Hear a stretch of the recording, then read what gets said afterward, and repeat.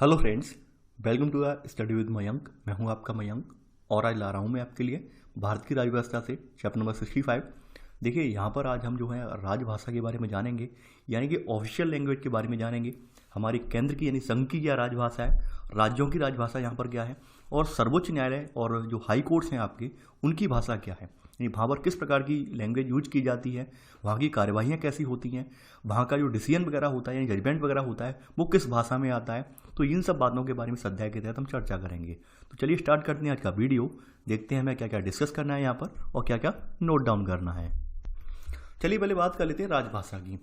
देखिए, जब हमारा देश आज़ाद हुआ 15 अगस्त 1947 को, उसके बाद संविधान निर्माण की प्रक्रिया जो है स्टार्ट हो गई। आप सभी को पता है कैसे कैसे चरणों से गुजरकर संविधान का निर्माण हुआ। ठीक है, तो उस दौरान क्या था कि हमारे यहाँ जब देश आज़ाद इस समय हुआ था और हमारे यहाँ उस समय जो वर्चस्व था राजनीति में वो उत्तर भारत के राजनेताओं का था। तो उत्तर भारत के जो राजनेता थे मोस्टली सभी हिंदी भाषी थे। तो वो सब लोग इस बात के फेवर में थे कि जो संविधान का निर्माण हो रहा है तो उस समय हमारी जो राजभाषा है वो हिंदी रखी जाए। वहीं उसमें कुछ जो आपके पूर्वोत्तर यानी पूर्व के भी नेता थे, जिसमें बंगाल साइड के नेता भी थे, कुछ दक्षिण भारत के नेता भी वहाँ पे शामिल थे।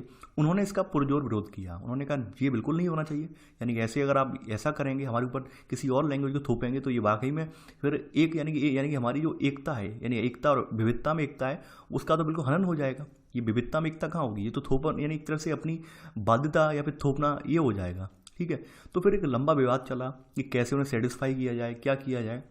इसके लिए तमाम मतभेद भी रहे लोगों के मध्य। देखिए, ये सब जो कहानी है पूरी, ये सब मैं आपको बिपिन चंद्रा जी की जो आज़ादी के बाद भारत किताब है उस किताब से एक थोड़ा सा यहाँ पे अंश लेकर आपको बता रहा हूँ। अगर आपको डिटेल में जानना है कैसे कैसे मतभेद थे, किन किन नेताओं ने क्या क्या प्रश्न चिन्ह उठाए, तो वो आप वहाँ पे जाके पढ़ सकते हैं। बिपिन चंद्रा जी की किताब है आज़ादी के बाद भारत, तो वहाँ से पढ़ सकते हैं। तो यहाँ पर तमाम नेताओं में मतलब मतभेद था।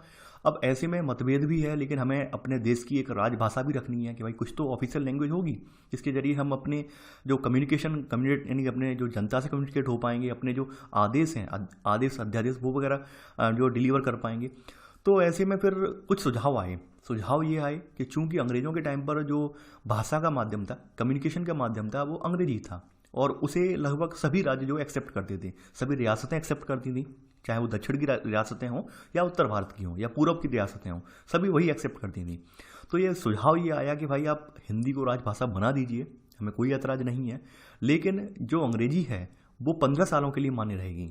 ठीक है, यानी 15 सालों के लिए ऑफिशियल कामकाज के लिए अंग्रेजी चलती रहेगी। ये जो सुझाव था मान क्यों लिया गया, उसका रीज़न था मानने का। उस समय एक मतलब आपस में एक समझौता टाइप हुआ।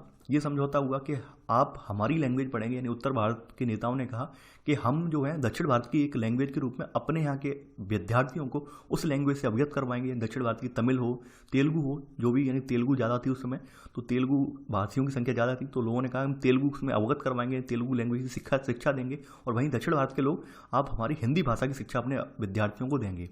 ये बात तय हुई थी। ठीक है, जिससे क्या होगा कि आप हमारी भाषा जान जाएंगे और हम आपकी भाषा जान जाएंगे, तो आगे चल के 15 सालों के अंदर अंदर ये जो अंतर है वो भी मिट जाएगा। तो इस बात को लेकर एग्री हो गए और हमने अपनी जो भाषा है, भाषा में अंग्रेजी के साथ, यानी कि अपनी राजभाषा में हिंदी के साथ साथ हमने यहाँ पर अंग्रेजी को भी 15 सालों के लिए रख लिया। अब होना क्या था, होना ये था, आप जानते हैं, व्यवहार में ये पॉसिबल नहीं था। ये ना तो उन्होंने हिंदी पढ़ाई अपने बच्चों को और ना ही उत्तर भारत के बच्चों ने तेलुगु पढ़ी या फिर दक्षिण भारत की भाषाएं पढ़ी। तो ऐसे में ये जो अंतर था, ये खाई थी, पट नहीं पाई। आज तक वही हमारा जो माध्यम है, यानी अंग्रेजी भाषा का माध्यम चलता आ रहा है, और ये जो पूरी जो कहानी है, भूमिका है, ये यहीं से निकल के आई है। ठीक है, कि 15 सालों के बाद भी अंग्रेजी जो है आज भी चलती है। और यकीन मानिए, हिंदी से ज़्यादा आप सब जानते हैं, कहने को मतलब राजभाषा है हिंदी हमारी, लेकिन हकीकत में यही है कि सारे कामकाज, सारी कार्रवाइयाँ अंग्रेजी में ही संपादित होती हैं। ठीक है, तो यहाँ पर ये बात थी, यहाँ पर कहानी थी, तो आपने कहानी पृष्ठभूमि जान ली कैसे कैसे ये हुआ, राजभाषा से तय कैसे हुई। ठीक है, तो अब जान लेते हैं। देखिए, संविधान का जो भाग 17वां है, 17वें में यहाँ पर अनुच्छेद है 343 से लेकर 351। इसमें राजभाषा से संबंधित जो है प्रावधान है, और इसमें जो उपबंध है राजभाषा से संबंधित, इन्हें 4 शीर्षकों में डिवाइड कर लिया है। 4 शीर्षक कौन कौन से वो बता दे रहा हूँ। पहला शीर्षक है संघ की भाषा, दूसरा शीर्षक है यहाँ पे क्षेत्रीय भाषाएं, तीसरा शीर्षक है यहाँ पर न्यायपालिका की विधि के पाठ, भाषा और अन्य, ठीक है, भाषा, ठीक है, और चौथा जो शीर्षक है डी वाला, इसमें है अन्य विशेष निर्देशों की भाषा। तो ऐसे करके ये 4 शीर्षक हमने रखे हैं। इसी में, ठीक है, जिसको हमने 343 से लेकर 351 तक डिफाइन किया है। इनमें सबसे पहले आप हेडिंग डालेंगे संघ की भाषा, कि संघ की भाषा के रूप में क्या होगा, ठीक है। चूंकि हिंदी जो है आपकी लगभग अभी वर्तमान में 14 राज्यों में बोली जाती है, ठीक है, तो हिंदी अभी यानी कि सर्वाधिक बोली जाने वाली आपकी सभी सर्वाधिक राज्यों में बोली जाने वाली भाषा के रूप में है ये, ठीक है। तो यहाँ पर हिंदी जो है रख ली गई है, और आप जानते हैं देवनागरी लिपि में लिखी जाने वाली हिंदी है, ये संघ की अभी भाषा है, ठीक है, यानी कि देवनागरी लिपि में लिखी जाने वाली हिंदी संघ की, परंतु संघ द्वारा आधिकारिक रूप से प्रयोग की जाने वाली ये भाषा है। लेकिन यहाँ पर एक चीज़ और रखी, क्योंकि आप सभी को पता होगा जो हिंदी का जो नंबर सिस्टम है, यानी कि हिंदी का जो अंक प्रणाली है हिंदी की, वो सार्वभौम रूप से मान्य नहीं है, यानी वो केवल अपने अपने हिंदी भारत में मान्य थी। आप में से भी बहुत सारे लोग जिन्होंने अगर जो सरकारी स्कूल बोलते हैं, जिन्हें हम गवर्नमेंट स्कूल बोलते हैं, अगर उनमें आपने पढ़ाई की है, ठीक है, कॉन्वेंट स्कूल में ना हो, जिन लोगों ने सरकारी स्कूल में पढ़ाई की है, वो लोग जानते होंगे हिंदी के अंक कैसे होते हैं, कैसे लिखे जाते हैं, कुछ इस तरह से लिखे जाते हैं। आपको याद आ गया होगा कुछ कुछ, ठीक है। अब मैं भी कुछ भूल गया हूँ अंक, लेकिन मुझे भी याद थे जब, ठीक है। तो ऐसे करके लिखे जाते हैं, ये हिंदी के अंक हैं, ये इस तरह से जो अंक लिखे जाते हैं हिंदी के अंक थे ये, ठीक है, हिंदी की अंकमाला है ये। तो इन्होंने ये कहा कि हम जो संख्याएं यूज करेंगे, हम हिंदी को राजभाषा के तौर पर इस्तेमाल तो करेंगे, लेकिन जो संख्याएं होंगी वो अंतर्राष्ट्रीय प्रारूप की होंगी, यानी कि अंतर्राष्ट्रीय रूप से वैलिड जो अंक होंगे वही रखे जाएंगे यहाँ पर। तो ये इस तरह से हमने यहाँ पे अपना लिया। तो यहाँ पहला पॉइंट लिख लेना कि देवनागरी लिपि में लिखी जाने वाली भाषा वाली हिंदी संघ की है, परंतु संघ द्वारा आधिकारिक रूप से प्रयोग की जाने वाली संख्याओं का रूप अंतर्राष्ट्रीय होगा, ना कि देवनागरी। इन देवनागरी में तो हिंदी वाले अंक आते हैं ऐसे करके, ठीक है, ये आपने पढ़े होंगे। अब लेकिन यहाँ पर आप जो है अंतर्राष्ट्रीय रूप से मान्य अंक जो हैं आप, यानी ये अंकों का प्रयोग करते हैं, ठीक है, आपने देखा होगा।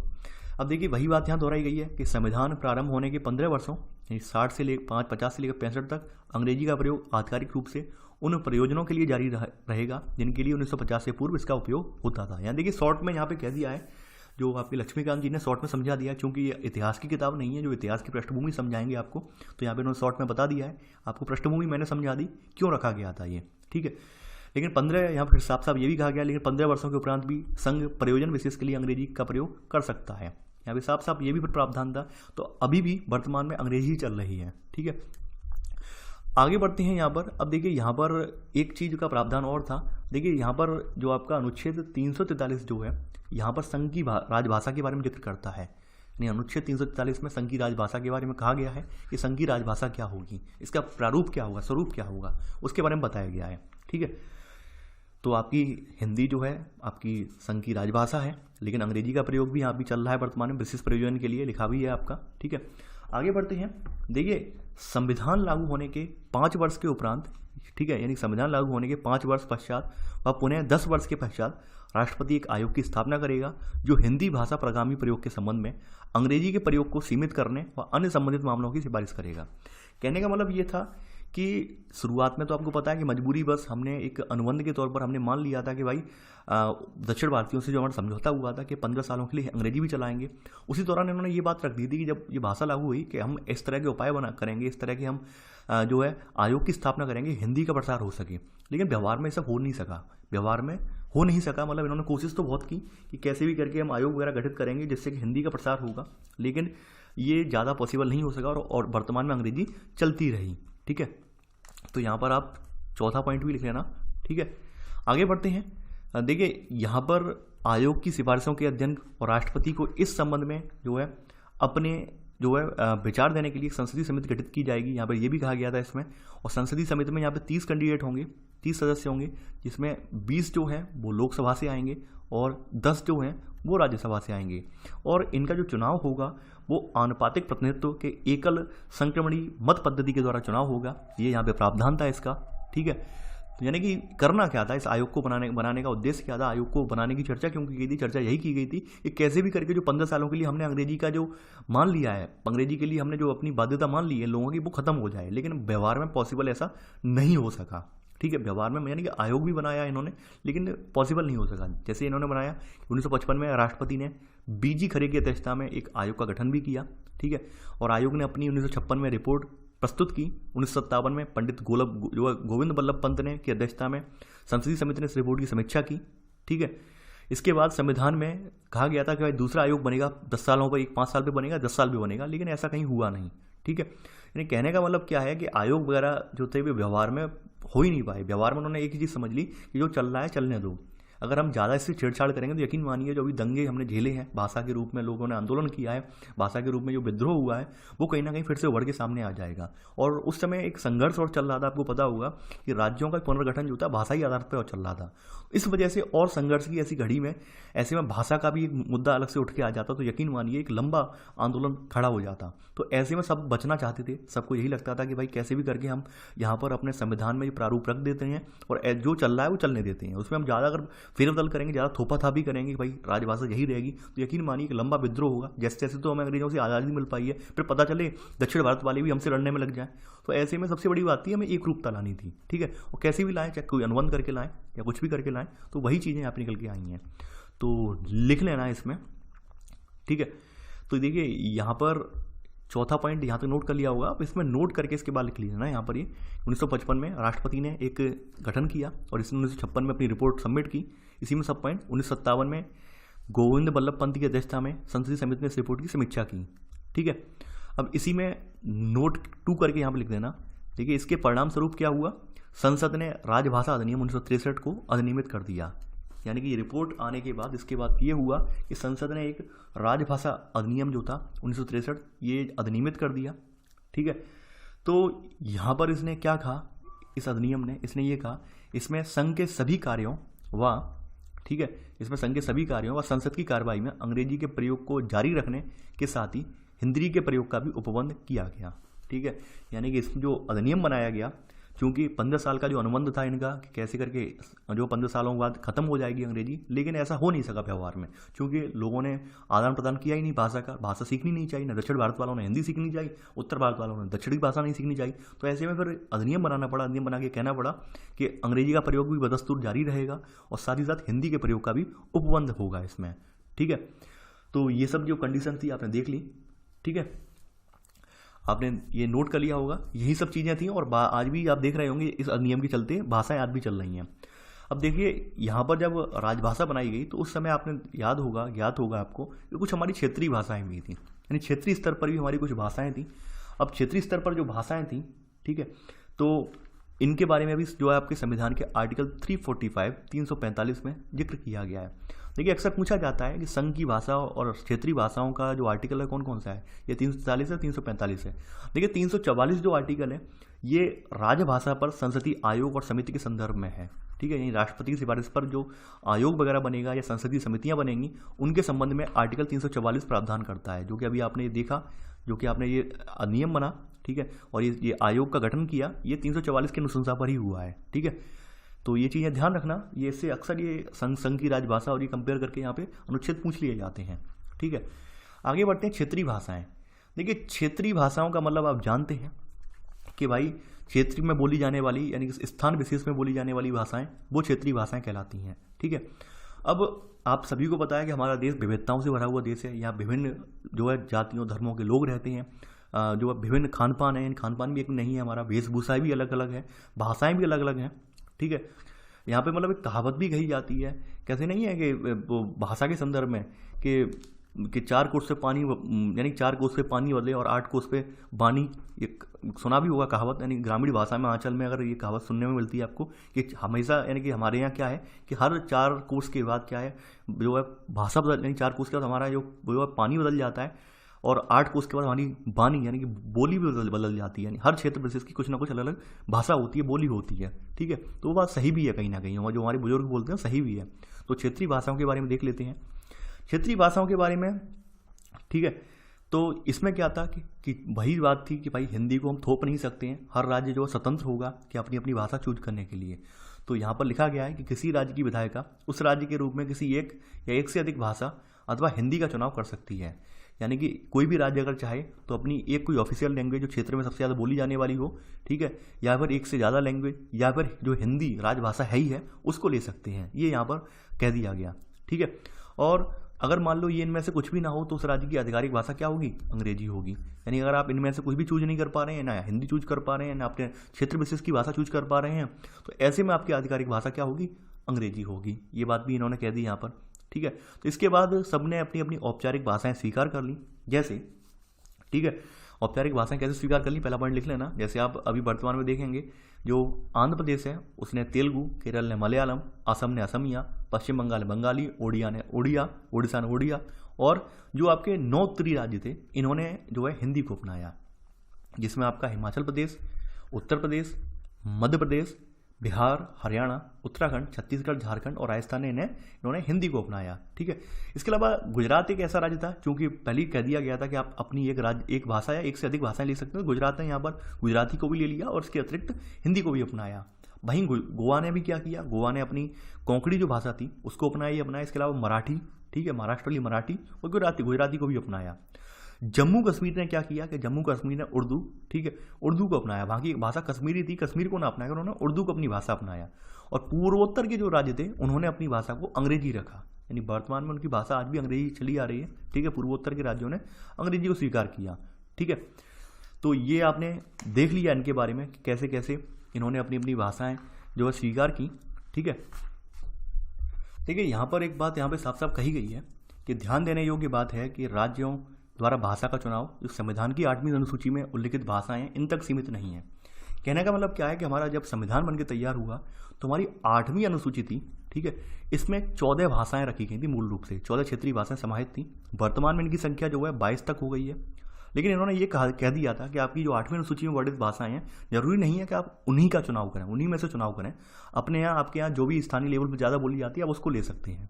ये बात इन्होंने स्पष्ट रूप से कह दी थी। ठीक है, तो यहाँ ये नोट करके लिख लेना कि यहाँ यह यानी राज्यों द्वारा भाषा का चुनाव संविधान की 8वीं अनुसूची में उल्लिखित भाषाओं तक ही सीमित नहीं था। ध्यान देने योग्य बात यही थी यहाँ पर।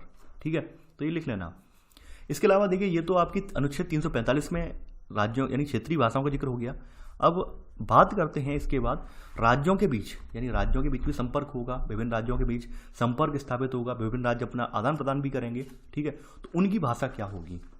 देखिए यहाँ पर आपका जो संविधान का आर्टिकल 346 है, 346, ठीक है, ये बताता है कि यहाँ पर आपके जो राज्य हैं यानी एक राज्य से दूसरे राज्य अथवा राज्य से संघ के बीच संवाद के लिए राजभाषा क्या होगी, ये इसमें जिक्र किया गया अनुच्छेद 346 में। ठीक है, तो यहाँ पर वही कहा गया है कि कुछ समय के लिए केंद्र व राज्यों के मध्य तथा विभिन्न राज्यों के मध्य संपर्क भाषा के रूप में संघ की राजभाषा अर्थात, यहाँ दूसरी बात ये कहा गया है, अर्थात अंग्रेजी का प्रयोग होगा, परंतु 2 या 2 से अधिक राज्य जो है परस्पर संवाद के लिए हिंदी का प्रयोग के लिए स्वतंत्र होंगे। यानी यहाँ पर ये कहा गया है कि अगर आप संघ से कांटेक्ट करेंगे तो संघ से कांटेक्ट करने के लिए या तो राजभाषा हिंदी का प्रयोग करेंगे या फिर अंग्रेजी का प्रयोग करेंगे, या फिर संघ से कांटेक्ट करने के लिए अंग्रेजी का, यानी केंद्र से हम सेंट्रल गवर्नमेंट से अगर कांटेक्ट करना है या तो हम हिंदी यूज करेंगे राजभाषा के रूप में, अपनी राजभाषा जो है हमारी देश की, या फिर अंग्रेजी का प्रयोग करेंगे। वहीं अगर हम अपने पड़ोसी राज्य से अगर संवाद करने के लिए, ठीक है, तो पड़ोसी राज्य के संवाद करने के हिंदी के प्रयोग के लिए यानी कि परस्पर संवाद के लिए हिंदी के प्रयोग के लिए स्वतंत्र होंगे, या फिर हम कोई और भी राज्य यानी कोई भी और भी यानी गैर हिंदी भी भाषा यूज कर सकते हैं, अंग्रेजी भी यूज ना करना चाहें गैर हिंदी भी भाषा यूज कर सकते हैं। ये राजभाषा अधिनियम ने बातें कहीं। ठीक है, ये सब बातें निकल के आई राजभाषा अधिनियम से, तो ये लिख लेना ये सेकंड वाला पॉइंट। ठीक है, ये राजस्थान ऐसे के समझौते इस तरह के हुए, ये कैसे कैसे में कम्युनिकेट करना है हमें। ठीक है, अब देखिए यहाँ पर आगे देखते हैं। अब देखिए यहाँ पर राष्ट्रपति जो है, यानी कि यहाँ पर जो राष्ट्रपति है, जब राष्ट्रपति इस बात पर संतुष्ट हो कि किसी राज्य की जनसंख्या का अधिकतर भाग उसके द्वारा बोली जाने वाली भाषा को राज्य द्वारा मान्यता चाहता हो, तो वह ऐसी भाषा को राज्य की औपचारिक भाषा के रूप में मान्यता के लिए निर्देश दे सकता है। ये मोस्ट इंपॉर्टेंट है। मोस्ट इंपॉर्टेंट क्यों है? अक्सर पूछा जाता है कि राज्य की भाषा के रूप में या औपचारिक भाषा के रूप में मान्यता कौन प्रदान करता है। ये मान्यता प्रदान करने का कार्य जो है वो राष्ट्रपति का है। ठीक है, ये आप लिख लेना, ये मोस्ट इंपॉर्टेंट है। यानी कि कोई भाषा राज्य की औपचारिक भाषा के रूप में राज्य के लिए मान्यता जो प्रदान करेगा वो राष्ट्रपति करेगा। ठीक है, यहाँ पर इसके बारे में आर्टिकल 347 में बताया गया है, 347 में बताया गया है इसके बारे में। अब बात कर लेते हैं आपकी न्यायपालिका की भाषा क्या होगी और इसके विधि पाठ कैसे होंगे। ठीक है, इसके जजमेंट वगैरह जो होंगे वो किस तरह से आएंगे। देखिए पहली बात स्पष्ट रूप से जान लीजिए इसके बारे में, यानी कि आपकी सर्वोच्च न्यायालय और हाई कोर्ट्स की भाषा क्या होगी इसके बारे में संविधान का जो आर्टिकल है, आर्टिकल 348, इसमें बताया गया है। ठीक है, देखिए पहली बात यह है कि संसद को यह अधिकार है कि वह यह व्यवस्था, यानी कि जब तक संसद अन्यथा यह व्यवस्था ना दे, निम्नलिखित कार्य केवल अंग्रेजी भाषा में होंगे। ठीक है। उच्चतम न्यायालय, प्रत्येक उच्च न्यायालय की कार्रवाई या केंद्र राज्य स्तर पर सभी विधेयक, अधिनियम, अध्यादेश, आदेश, नियमों व उपनियमों के आधिकारिक पाठ। यानी कि कहने का मतलब यह है कि भाई जब तक केंद्र नहीं चाहेगा तब तक अंग्रेजी में ही ये सब कार्रवाइयाँ इनकी संचालित होंगी, ठीक है। और केंद्र अगर चाहे कि भाई कार्रवाइयाँ चेंज की जाए, कार्रवाइयाँ इस भाषा में ना होकर इस भाषा में हो तो हो सकता है, संसद चाहे तो, ठीक है। यहाँ पे बाध्यता लगा दी गई जब तक संसद, ठीक है, इन संसद को यहाँ पे ऊपर है भाषा के रूप में। लेकिन अगर हम बात करें विशेष रूप से तो यहाँ पर राज्यों के संदर्भ में बात करें तो किसी राज्य का राज्यपाल राष्ट्रपति को पूर्वानुमति से हिंदी अथवा किसी राज्य की राजभाषा अन्य राजभाषा को उच्च न्यायालय की कार्यवाही की भाषा का दर्जा दे सकता है, ठीक है। ध्यान रखना यहाँ पर, यानी कि आपने देखा होगा कार्यवाही का मतलब क्या होता है। जैसे हाई कोर्ट वगैरह में जो पैरवी वगैरह की जाती है, हाई कोर्ट वगैरह में जो पैरवी वगैरह की जाती है, वकील वगैरह अपने दलील वगैरह पेश करते हैं तो मोस्टली अंग्रेजी का प्रयोग करते हैं। लेकिन आपने देखा होगा अगर इस तरह का आदेश यानी इस तरह की अनुमति अगर राज्यपाल ले लेता है तो क्या होगा, अपने अपने हाई कोर्ट में, मान लो केरल हाई कोर्ट हुआ, तमिलनाडु हाई कोर्ट हुआ, जहाँ जहाँ हाई कोर्ट स्थित है वहाँ जो राज्यों में भाषा प्रचलित है उन भाषाओं में वहाँ पर वो लोग अपनी दलीलें पेश कर सकते हैं, वकील, ठीक है, वकील गवाह बोल सकते हैं, ठीक है, अपनी दलीलें दे सकते हैं। अगर मान लेते हैं ये तो दलीलें इन्होंने दे दी, लेकिन फिर भी जो डिसीजन आएगा, ठीक है, जो डिसीजन आएगा, आज्ञाएं आएंगी, निर्णय आएंगे, इन पर ये आदेश पारित नहीं होगा। यानी कहने का मतलब ये जो उनकी लोकल लैंग्वेज जो है, क्षेत्रीय भाषा के प्रयोग करने वाला जो आदेश है, इनके डिसीजन पर लागू नहीं होगा। यानी डिसीजन हमेशा, यानी जजमेंट जो हमेशा आएगा वो अंग्रेजी में ही आएगा।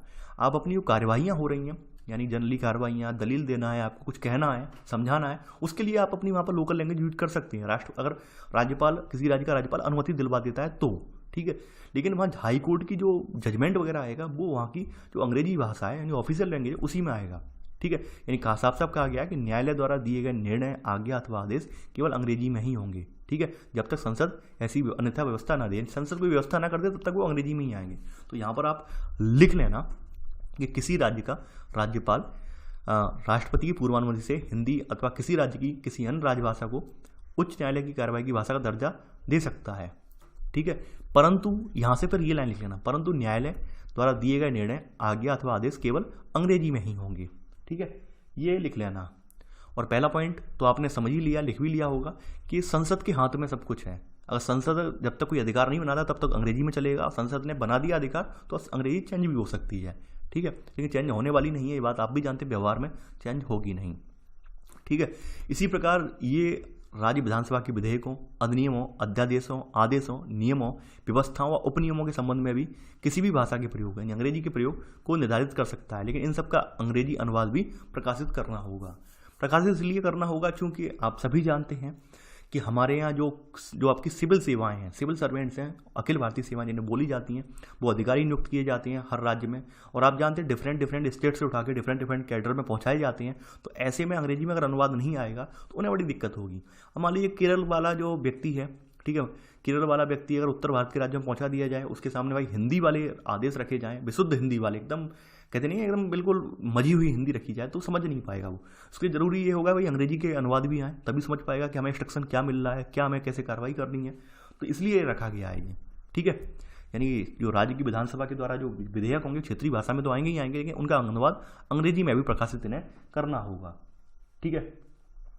इसके अलावा राजभाषा अधिनियम ने यह भी यहाँ प्रावधान किया, ठीक है, राजभाषा अधिनियम ने एक प्रावधान और किया है यहाँ पर कि जो संसद के अधिनियम वगैरह हैं, यानी कि ये क्या है कि राष्ट्रपति जो है प्राधिकार से प्रकाशित अधिनियम, अध्यादेश, आदेश, नियम अगर ये किसी और भाषा में अनुवादित हैं, यानी कि इनके उपनियमों को हिंदी के अनुवाद में अगर किया जाता है तो इनको आधिकारिक लेख माना जाएगा, ऑफिशियल लेख माना जाएगा। कहने का मतलब क्या है, ये बात क्यों रखी गई, ये सब बातें बारीक बारीक जो बातें रखने का एक बहुत बड़ा प्रयोजन था। प्रयोजन ये था कि आपने देखा होगा कि एक अर्थ के 10 अर्थ होते हैं, ठीक है, यानी बहुत से ऐसे शब्द थे जिनकी वजह से संविधान को बार बार जो है संविधान पर अंतिम व्याख्या भी करनी पड़ी है, उन पर संशोधन भी किया गया है, ठीक है। जैसे एक आंतरिक गड़बड़ी शब्द था, आपको पता होगा आपातकाल में, ठीक है, आंतरिक गड़बड़ी, आपको मैं ध्यान दिलाता हूँ, ये तो कॉमन वर्ड था आंतरिक गड़बड़ी, जिसके आधार पर आ जाए तो इसे हटा दिया गया बाद में। इसका मतलब क्या है आंतरिक गड़बड़ी का, ठीक है, इसमें तो कुछ भी आ जाता है, आंतरिक गड़बड़ी का मतलब ये हो गया, तो ऐसे इमरजेंसी नहीं लगाई जा सकती, ऐसे करके आंतरिक गड़बड़ी हटा दिया। तो यहाँ पर वही कहा गया है कि मान लीजिए कि जो राष्ट्रपति के द्वारा जो आदेश हैं, अध्यादेश, नियम वगैरह अगर ये प्रकाशित हो रहे हैं, हिंदी में इनका अनुवाद हो रहा है, तो वो ऑफिशियल लेख माने जाएंगे। उन पर कोई टीका टिप्पणी नहीं करेगा कि भाई ये कैसे लेख हो गया, अंग्रेजी में इसका कुछ अलग है, ये यहाँ पर ये अगर राष्ट्र यानी वहाँ से प्रकाशित है राष्ट्रपति के द्वारा प्रकाशित उसकी मोहर लगी हुई है तो आधिकारिक लेख माना जाएगा।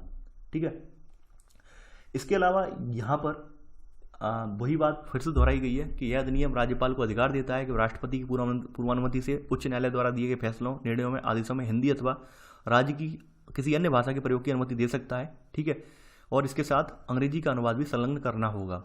यानी कि जो आपका जो अधिनियम है, राजभाषा अधिनियम 1963, ये इस बात को लिए भी एम्पावर्ड करता है, यानी कि राष्ट्रपति की अनुमति का राज्यपाल को मिल जाए तो जो हाईकोर्ट वगैरह के डिसीजन है उन्हें अंग्रेजी की जगह जो क्षेत्रीय भाषाएं हैं, यानी केरल का डिसीजन है, तमिलनाडु का है, जिस राज्य का है, उन भाषाओं में यानी हिंदी हो या फिर मलयाली हो, तेलुगु हो, इनमें भी प्रकाशित किया जाएगा। लेकिन साथ ही साथ अंग्रेजी वाली कॉपी भी साथ में रहेगी, साफ साफ लिखा है। इसका अंग्रेजी में अनुवाद भी संलग्न करना होगा, नहीं अंग्रेजी अनुवाद भी रहेगा।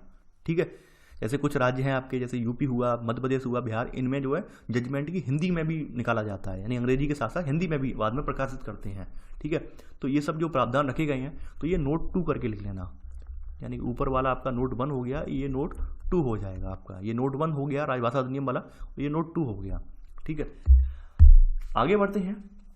अब देखिए संसद ने नोट 3 में अब आप लिखेंगे, संसद ने ये कहीं व्यवस्था नहीं की है कि सुप्रीम कोर्ट के लिए क्या होगा। नहीं, हालांकि संसद ने उच्चतम न्यायालय में हिंदी के प्रयोग के लिए कोई व्यवस्था नहीं की है और उच्चतम न्यायालय की केवल उन्हीं याचिकाओं को सुनता है जो केवल अंग्रेजी में हों। ये बड़ी हमारी विडंबना की बात है। ठीक है, यानी हमारी राजभाषा तो हिंदी है। अब देखिए मैं इस पर कुछ टीका टिप्पणी करना नहीं चाहूँगा, वरना पता नहीं लोग मुझे मेरे ऊपर आरोप लगाना स्टार्ट कर देंगे। लेकिन हकीकत बात यह है कि विडंबना की बात है हमारे लिए कि यहाँ पर साफ साफ जो है उच्चतम न्यायालय ने मना कर दिया कि आपकी अगर याचिका हिंदी में आएगी तो 1% भी नहीं सुनने वाले, केवल अंग्रेजी में ही सुनेंगे। ठीक है, अब देखिए यहाँ पर एक मामला भी गया था, लिखना नहीं है, एक एग्जाम्पल दे रहा हूँ। 1971 में एक याचिका गई थी, याचिकाकर्ता की बहस गई थी, हिंदी की बहस थी वो। इसे जो है उच्चतम न्यायालय में प्रस्तुत की गई, लेकिन उच्चतम न्यायालय ने इसे निरस्त कर दिया। रीजन था वही कि अंग्रेजी में नहीं है ये, और हिंदी का प्रयोग इन्होंने असंवैधानिक करार दे दिया। देखिए बड़ी सोचने वाली बात है, अगर डीपली अगर आप सोचें तो आप यकीन मानिए ये कहेंगे भाई चल क्या रहा है यहाँ पे। ठीक है, यानी एक और तो हम संविधान में राजभाषा का दर्जा दिला रहे हैं, दूसरी ओर सुप्रीम कोर्ट ये कह रहा है भाई ये असंवैधानिक है, हमारे कानून में नहीं है, तो ये चल क्या रहा है देश में। यानी कहने का मतलब ये है कि जो चल रहा है चलने दो, ज़्यादा इसमें दिमाग लगाने से कोई फायदा भी नहीं है। ठीक है, ये मेरी ओपिनियन है। ठीक है, यानी आपके सामने देखिए जो चीज़ है मैंने आपके सामने अंडरलाइन कर ली है, ओवल शेप कर दिए, दिखा दिया है। ठीक है, कि भाई ये मैं नहीं बोल रहा हूँ, ये आप सुप्रीम कोर्ट की लैंग्वेज, सुप्रीम कोर्ट ने बोला है ये। ठीक है, आप चाहें तो इस बात के लिए लक्ष्मीकांत को लपेट भी सकते हैं, लक्ष्मीकांत से पूछ भी सकते हैं कि भाई आपने ऐसा क्यों रखा, जब तो वो बताएंगे भी क्यों रखा है। ठीक है, तो ये मतलब सोचने वाली बात है कि भाई एक और संविधान राजभाषा के रूप में अधिनियमित किया है, राजभाषा को के रूप दर्जा दिया है हिंदी को, लेकिन दूसरी ओर वही जो याचिका अगर हिंदी में जा रही है, ठीक है, तो उसे सुप्रीम कोर्ट जो है असंवैधानिक करार दे देता है। तो सोचने वाली बात है ये। ठीक है, आगे बढ़ते हैं यहाँ पर। अब देखिए यहाँ पर लिखा गया है कि जो इनके प्राधिकृत अनुवाद होंगे, यानी जो अंग्रेजी के प्राधिकृत रूप से अनुवाद होंगे, ऑफिशियली अनुवाद किए जाएंगे, तो प्राधिकृत अनुवाद अधिनियम एक बनाया गया 1973। इनके अनुसार क्या किया गया है, ठीक है, इनके अनुसार ये कहा गया है कि संविधान की 8वीं अनुसूची में विनिर्दिष्ट क्षेत्रीय भाषा, ठीक है, इसको मैं हिंदी छोड़कर मैं हुआ है तो संबंधित भाषा का प्राधिकृत पाठ माना जाएगा। देखिए चूंकि हिंदी तो हमारी राजभाषा है ही है और इसके अलावा शामिल है ही है, हिंदी का तो हम करते ही करते हैं अनुवाद, लेकिन हिंदी के अलावा जो आपकी 21 लैंग्वेज और हैं, 22 लैंग्वेज हैं हिंदी को मिलाकर 8वीं अनुसूची में, अगर हम जो ये अधिनियम के तहत उन 21 लैंग्वेज में अनुवाद करते हैं तो वो भी हमारा वैलिड माना जाएगा, प्राधिकृत माना जाएगा।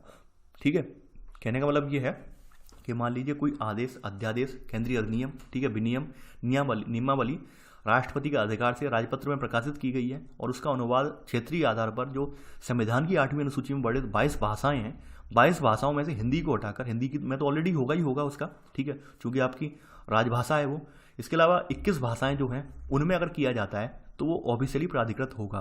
ठीक है, ऑफिशियली माना, रजिस्टर्ड, ऑफिशियली वो यानी ऑफिशियली वो वैलिड माना जाएगा, इनवैलिड नहीं करार दे सकते उसे, ये बात यहाँ पे कही गई है।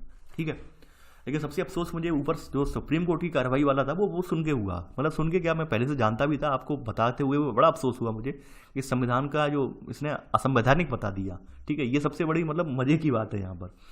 अब देखिए यहाँ पर जो विशेष निर्देश दिए गए हैं, आपका चौथा खंड आ गया आपका, तक आपने 3 खंड इसके पढ़ लिए कि विशेष निर्देशों में क्या क्या है। तो कुछ भाषाई अल्पसंख्यक समूह वगैरह होते हैं जिन्हें अपनी भाषा बनाए रखने का अधिकार वगैरह होता है। ठीक है, आपने पढ़ा भी था कि भाषाई अल्पसंख्यक समूहों के लिए विशेष अधिकारी के बारे में प्रावधान जो था आर्टिकल 350B में प्रावधान था, जो मैंने पहले आपको एक लेक्चर में कवर करवाया था कि जो भाषाई अल्पसंख्यक समूह है इनके लिए विशेष अधिकारी का प्रावधान है, आर्टिकल 350B में प्रावधान है। ठीक है, तो ये सब बातें इसमें कही गई थी। तो भाषाई अल्पसंख्यकों की बात करते हैं, यानी कि माइनॉरिटीज़ जो हैं जिनकी भाषा यानी कि चाहे जनजातीय लोग हों या कुछ भी लोग हैं, तो उनके बारे में क्या प्रावधान है। उनके बारे में ये प्रावधान है कि प्रत्येक पीड़ित व्यक्ति को अपनी शिकायत निवारण हेतु संघ अथवा राज्य के किसी भी अधिकारी प्राधिकारी को राज्य संघ अथवा राज्य में जैसी भी स्थित हो प्रयोग की जाने वाली भाषा में भी अम्भावेदन, देखिए अम्भावेदन करने का अधिकार है। पता नहीं अम्भावेदन यहाँ पे ये वर्ड गलत लिखा है, आवेदन होगा यहाँ पर, अम्भावेदन नहीं होगा। ठीक है, आवेदन करने का अधिकार है। अभ्यावेदन, सॉरी अभ्यावेदन है यहाँ पर, अम्भावेदन नहीं है, अभ्यावेदन है। ठीक है, यानी आवेदन है अभ्यावेदन। ठीक है, और अभ्यावेदन उसका इस आधार पर स्वीकार नहीं किया जाएगा कि वह राजभाषा में नहीं है। ठीक है, यानी कि जो भाषाई अल्पसंख्यक है, एक तरह से भाषाई अल्पसंख्यक किसे बना दिया है उन्होंने, भाषाई अल्पसंख्यक उन्हें बना दिया है जो विभिन्न राज्यों में जो भाषाएं बोलते हैं, अपनी अपनी क्षेत्रीय भाषाएं बोलते हैं, उन्हें इन्होंने भाषाई अल्पसंख्यक का दर्जा दे दिया है। ठीक है, यानी कि उनका अगर आवेदन जाएगा स्थानीय भाषा में, स्थानीय उसमें जो वहाँ की प्राधिकृत भाषा है, तो उसे इस बात के तौर पर निरस्त नहीं किया जाएगा कि वो राजभाषा में नहीं है। राजभाषा का मतलब क्या हुआ कि आपकी राजभाषा में तो हिंदी तो है ही है। ठीक है, इसके अलावा अंग्रेजी है राजभाषा में, इसके अलावा हमारे यहाँ अंग्रेजी रखी गई है। तो हम इस आधार पर उसे निरस्त नहीं करेंगे भाई कि हिंदी और अंग्रेजी में तो है ही नहीं है, किसी और भाषा में आया है तो इसे निरस्त कर दें, तो ऐसे निरस्त नहीं करेंगे। ठीक है, यहाँ पर ये बात कही गई है। अगली बात यहाँ पर ये कही गई है, देखिए इनसे संबंधित अधिकारी का प्रावधान जो है 350B में है, भाषाई अल्पसंख्यकों से संबंधित अधिकारी का प्रावधान। वहीं आपका आर्टिकल 350A, संविधान का आर्टिकल 350A, ये इस बात के लिए जो है यहाँ पर पुष्टि करता है कि प्राथमिक स्तर पर यानी प्रत्येक राज्य अथवा स्थानीय प्राधिकरण में राज्य में भाषाई अल्पसंख्यक समूह के बच्चों को प्राथमिक स्तर पर उनकी मातृभाषा में शिक्षा, ठीक है, मातृभाषा में शिक्षा देने हेतु उपयुक्त सुविधाएं उपलब्ध करानी चाहिए। ठीक है, यानी कि मातृभाषा में शिक्षण के बारे में आर्टिकल 350(1) में कहा गया है। यानी प्रत्येक स्थानीय लेवल पर अगर देखा जाए, जो आपकी क्षेत्रीय भाषाएं हैं और क्षेत्रीय भाषाओं को जानने वाले बच्चे हैं, तो उनके लिए जो भाषा का प्रयोग है वो स्थानीय भाषा यानी मातृभाषा के रूप में सुविधाएं उपलब्ध कराई जाएं, और राष्ट्रपति इस बारे में इन्हें निर्देश वगैरह देगा। देखिए भाषा के संदर्भ में कोई भी भाषा हो उसके लिए राष्ट्रपति करेगा।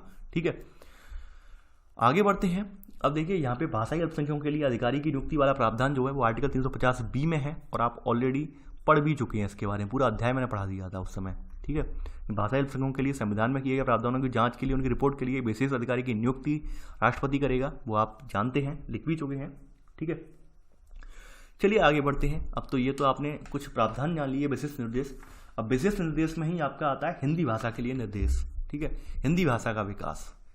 अब देखिए हिंदी भाषा का विकास कैसे करना है ये हम जानेंगे, क्योंकि आप सभी को ये बात जानते हैं कि हिंदी भाषा में हमारे जो कुछ ना कुछ शब्द हैं, यानी तत्सम तद्भव जो हम कहते हैं जिन्हें हम, उनमें बहुत से सारे शब्द जो संस्कृत से लिए गए हैं, बहुत सारे ऐसे शब्द हैं जो विभिन्न भाषाओं से लिए गए हैं। ऐसा मैंने बताया भी है जब मैंने आपको इतिहास का अध्ययन करवा रहा था। तो इतिहास का अध्ययन करवाते हुए मैंने आपको ये बताया भी था कि हमारी भाषाओं में तमाम शब्द ऐसे हैं जो विभिन्न भाषाओं से हमने अडॉप्ट कर लिए हैं, लेकिन समय के हिसाब से हमने उनका जो अर्थ है, मतलब है, वो चेंज कर दिया है। ठीक है, तो ऐसे तमाम शब्द हैं जो मिक्स हैं। तो यहाँ पर वही बात कहा गया है कि हमें संविधान में हिंदी भाषा का विकास करना है।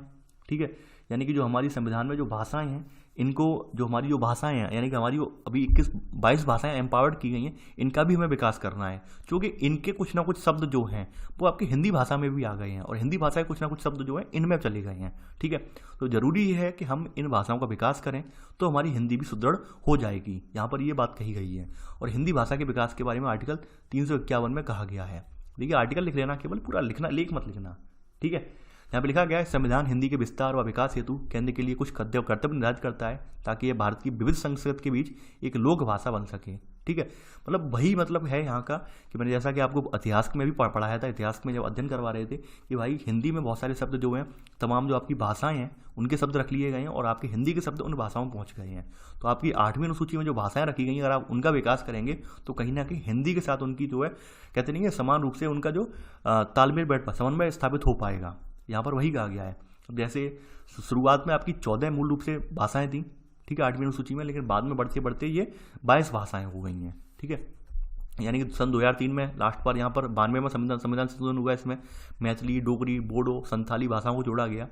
देखिए ये 22 भाषाएं जो हैं, चाहे तो आप इन्हें लिख लेना, ठीक है, या फिर अपनी किताब से ही आप इन्हें अंडरलाइन कर लेना। 22 भाषाएं कौन कौन सी हैं, ठीक है, संविधान की 8वीं सूची में वर्णित जो भाषाएं हैं, देखिए ये आपकी पुरानी वाली बुक है, उसमें भी भाषाएं लिखी हुई हैं, ठीक है। मैं तो ये कहूँगा लिखने से कोई फ़ायदा नहीं है, ये बात लिखने से कोई फ़ायदा नहीं है, ठीक है, आप ऑलरेडी जानते हैं। केवल लास्ट वाली याद रखना, लास्ट में कौन कौन सी जोड़ी गई हैं, 92वां संविधान संशोधन करके मैथिली, डोगरी, बोडो और संथाली, क्योंकि इनसे रिलेटेड क्वेश्चन जो है आपके यूपीएससी एग्जाम में काफ़ी बार पूछा जा चुका है, 2-3 बार आ चुका है, ठीक है, क्योंकि लेटेस्ट में आपकी यही भाषाएं जोड़ी गई हैं 2 या 3 में, 92वें में संविधान संशोधन के द्वारा मैथिली, डोगरो, बोडो और संथाली, तो ये प्रश्न पूछ लिया जाता है, ठीक है। आगे बढ़ते हैं। देखिए वही बात मैंने बताई जो वही है कि 8वीं अनुसूची में उस उपरोक्त क्षेत्रीय भाषाओं को वर्णित करने के उद्देश्य क्या है कि भाषाओं के सदस्यों को राजभाषा आयोग में प्रतिनिधित्व दिया जाए, ठीक है, और भाषाओं के रूप, शैली व भावों का प्रयोग हिंदी को समृद्ध बनाने के लिए किया जाए। मैंने कहने का मतलब क्या है कि हिंदी और विभिन्न लैंग्वेजों के बीच एक संबंध है, उस संबंध को कैसे आगे बढ़ाया जाए, कैसे संबंध को स्थापित किया जाए, इसलिए इन्होंने आर्टिकल 351 में ये बात कही है, हिंदी भाषा का विकास कैसे किया जाए, उसके लिए इन्होंने कहा है कि हमारी 8वीं अनुसूची में वर्णित भाषाएं हैं उन पर भी जोर दिया जाए, तो कहीं ना कहीं जब उन पर जोर दिया जाएगा तो हमारी हिंदी भी समृद्ध हो जाएगी, ठीक है। आगे बढ़ते हैं। अगली जो आपकी हेडिंग है ये है राजभाषा पर संसदीय समिति। इसके बारे में देख लेते हैं कि राजभाषा पर संसदीय समिति किस प्रकार से कार्य करती है, क्या क्या इसका जो है कार्य हैं वो देख लेते हैं। देखिए राजभाषा अधिनियम ने यहाँ पर एक बात कही है कि इस पर एक संसदीय समिति की व्यवस्था की है, ठीक है, जिसका काम था कि राज्य के आधिकारिक उद्देश्यों से हिंदी भाषा के प्रयोग में हुई प्रगति की समीक्षा की जाए, ठीक है। यानी राजभाषा अधिनियम ने ये कहा था कि भाई हिंदी ने क्या क्या प्रगति की है उसकी समीक्षा के लिए ये यहाँ पर एक समिति गठित की जाए, ठीक है, और वही सब था। यानी कि इस एक्ट के तहत उक्त समिति का गठन 26 जनवरी 1965 को पारित करने के 10 वर्ष बाद होना था। इस तरह 76 में समिति गठित की गई और समिति में यहाँ पे 30 संसद सदस्य थे, जिसमें 20 लोकसभा से और 10 राज्यसभा से थे, और प्रणाली वही थी। कौन सी प्रणाली थी, यानी कि जो आपकी एकल संक्रमणी मत प्रणाली थी, वही प्रणाली यहाँ पर लाई गई थी, अनुपातिक प्रतिनिधित्व प्रणाली, ठीक, जिसके जरिए वोटों का ट्रांसफर होना था यहाँ पर, ठीक है। तो वही बात कही गई है। देखिए लिखना नहीं है कि एक्ट के लागू होने की तिथि से लेकर 10 वर्ष गुजरवाने के बाद भी एक राजभाषा समिति का गठन होगा, ठीक है। वही सब था कि भाई कितना विकास हुआ राजभाषा का क्या क्या कहाँ तक राजभाषा पहुंची है, ये लिखना नहीं है पूरा, केवल आप समझ लेते हैं, ठीक है। दूसरी बात यह है समिति में 30 जो आप पढ़ चुके हैं 30 सदस्य होंगे, कैसे कैसे लिए जाएंगे वो आप ऑलरेडी लिख चुके हैं, ठीक है। अपनी रिपोर्ट जो होंगी राष्ट्रपति को सौंपेंगे, राष्ट्रपति से अनुशंसा करेंगे। मतलब इनका वही था कि भाई हमारे यहाँ जो हमने हिंदी भाषा राजभाषा बनाई उसमें कितनी प्रगति हुई है इसकी समीक्षा करना था। लेकिन व्यवहार में आप सब जानते हैं कि कुछ भी नहीं होने वाला और ना कुछ हुआ, ठीक है। और समिति के अध्यक्ष जो होंगे समिति के सदस्यों के द्वारा चुने जाएंगे, ये लिख लेना। देखिए ये लाइनें ये स्किप कर देना, ये 4-5 पॉइंट है, ये स्किप कर देना, ये सब आप व्यवहार में अभी सुन चुके हैं मेरे मुंह से, ठीक है, और समझ में आ गए होंगे। बस ये लिख लेना, समिति के अध्यक्ष जो होंगे समिति के सदस्यों के द्वारा चुने जाते हैं, और परंपरा के अनुसार जो केंद्रीय गृह मंत्री है समय समय पर समिति के अध्यक्ष के जो है चुने जाते रहे हैं। परंपरा के अनुसार यही चलता आ रहा है, ठीक है। चलिए आगे बढ़ते हैं, सब हटाइए ये, ठीक है। अब बात कर लेते हैं आपकी क्लासिकल लैंग्वेज की। देखिए ये सब जो कहानियां हैं चलती रहेंगी, और सब जानते हैं कि हम अपनी ढपली अपना राग, ये कहावत बड़ी फेमस है और ये बात हकीकत भी है। यानी हमारे संविधान में बहुत सारी चीज़ें बना दी गई हैं, ये चीज़ वो चीज़, लेकिन हकीकत बात यह है सबकी अपनी अपनी ढपली अपनी अपना राग है, जैसे चाहे सब अपनी अपनी मर्जी से चला रहे हैं। नाम दे देते, दुहाई तो देते हैं बाद में कि संवैधानिक मूल्यों का हनन हो रहा है, संविधान का हनन हो रहा है, लेकिन हकीकत बात यह है कि जो जैसी मर्जी चाहता है वो वैसा ही करता है, ठीक है। यानी कि सब ये कहने की बातें हैं, ये सब सिर्फ और सिर्फ एक दिलासा है, एक झूठी दिलासा के रूप में है कि भाई संवैधानिक मूल्यों का हनन हो रहा है, ये है वो है, लेकिन हकीकत बात यह है कि जिसकी लाठी उसकी भैंस, ठीक है। यानी कि आप सब अपने अपने में स्वतंत्र हैं, ये हकीकत है, और ये बात आप महसूस भी करते होंगे, आए दिन न्यूज़ चैनल टीवी वगैरह हर जगह देखते भी होंगे, ठीक है। देखिए बात कर लेते हैं शास्त्रीय भाषाएं। शास्त्रीय भाषाएं होती क्या हैं? देखिए शास्त्रीय भाषा का मतलब थोड़ा शास्त्रीय में से ई हटा दीजिए पीछे वाला जो, ठीक है, जो आपका पीछे वाला जो प्रत्यय है वो हटा दीजिए, ठीक है। तो ये ई हटा देंगे हम थोड़ा, तो शास्त्र लिख के आ जाएगा। यानी कि हमारे प्राचीन समय में जो 1500 से लेकर 2000 साल पहले जो तमाम शास्त्र वगैरह लिखे गए थे, ठीक है, तो ये जो शास्त्र थे, तो इन शास्त्रों की जो भाषा थी वो शास्त्रीय भाषाएं क्लासिकल लैंग्वेज मानी गई, ठीक है। क्लासिकल लैंग्वेज का उन्हें दर्जा दिया गया, तो यहाँ पर आप लिख लेना शास्त्रीय भाषा का दर्जा, ठीक है। तो देखिए 2004 में भारत सरकार ने एक नए भाषा वर्ग शास्त्रीय भाषाओं को बनाने का फैसला लिया, ठीक है, और 2006 में इसने शास्त्रीय भाषा का दर्जा देने का मानदंड तय किया। मानदंड क्या था कि कोई भी भाषा शास्त्रीय भाषा घोषित करने के आधार क्या होंगे कि वह 1500 से 2000 साल पुरानी यहाँ पे लिखा भी गया है कि इसे घोषित करने के आधार यही है कि 1500 से 2000 साल वर्ष पुराने जो है प्रारंभिक ग्रंथों में इसका दर्ज इतिहास दर्ज होगा और पौराणिकता के आधार पर इसे जो है मान्यता प्रदान की जाएगी। ये इनके लिए यहाँ पर कंडीशन उन्होंने रख दी थी। इसके आधार पर इन्होंने 6 भाषाओं को जो है आपकी यहाँ पर क्लासिकल लैंग्वेज का दर्जा दिया है, शास्त्रीय भाषा का दर्जा दिया। सबसे पहले तमिल को दिया गया था, उसका संस्कृत को, तेलुगु को, कन्नड़ को और लास्ट में ओडिया को। देखिए ये मोस्ट इंपॉर्टेंट है और अक्सर ये भाषाएं पूछी जाती हैं। सबसे इंपॉर्टेंट बात है, सबसे पहली भाषा कौन सी बनी? क्लासिकल, तमिल, और सबसे लास्ट में ओडिया। ठीक है, ये 6 की 6 भाषाएं आप याद रखना। ये 6 की 6 भाषाएं जो है क्लासिकल लैंग्वेज में रखी गई हैं। ठीक है, अब देखिए क्लासिकल लैंग्वेज को दर्जा देने का जो था, दर्जा देने से क्या फ़ायदा मिला? एक तो हमें जो प्राचीन साहित्य है, प्राचीन इतिहास है, प्राचीन ग्रंथ है हमारे, उनका हमारा कहीं ना कहीं वो कहते नहीं है कि उनका थोड़ा उद्धार हुआ, वो बाहर निकल के आए, उनका ज्ञान लोगों तक फैला। ठीक है, उनका ज्ञान जो है अनुवाद किया गया, उनके ज्ञान को दूसरों तक पहुंचाया गया। इसके अलावा जहाँ पर ऐसे कोई संस्थान थे जो क्लासिकल लैंग्वेज को जो है बढ़ावा दे रहे थे, यानी कि उसे एक उत्कृष्टता केंद्र स्थापित करने के लिए वित्तीय सहायता भी मिली। ठीक है, जहाँ पर ये क्लासिकल लैंग्वेज पढ़ाई वगैरह हो सके।